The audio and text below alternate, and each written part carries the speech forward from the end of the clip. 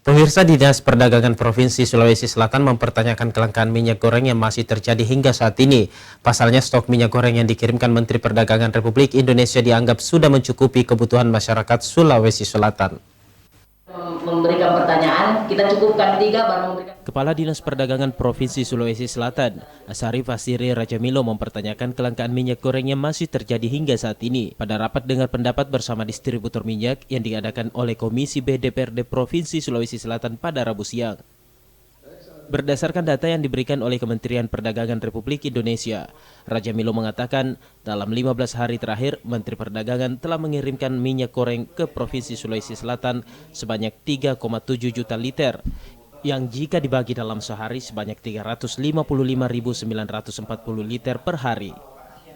Ia menambahkan kebutuhan minyak di Provinsi Sulawesi Selatan mencapai 7,4 liter per bulan, sehingga dalam satu hari kebutuhan minyak di Sulawesi Selatan sebanyak 248.047 liter per hari.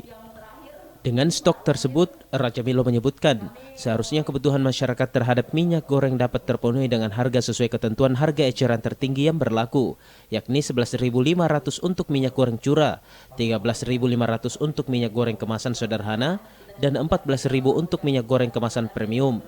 Namun, Rajamilo menilai kondisi di lapangan sangat berbeda dengan kebijakan yang sudah dikeluarkan. Masyarakat Sulawesi Selatan pada umumnya cenderung lebih banyak menggunakan minyak goreng kemasan, sedangkan yang banyak beredar di pasaran adalah minyak goreng curah. Minyak goreng curah lebih banyak digunakan oleh pelaku UMKM atau pelaku industri skala rumah tangga. Ada beberapa orang bertanya, di mana kami bisa dapatkan minyak?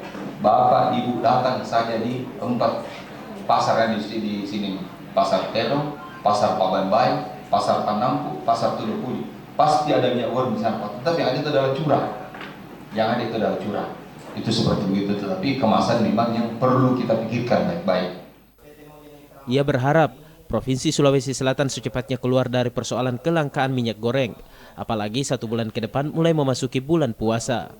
Fitri Herunisa, Celebes TV.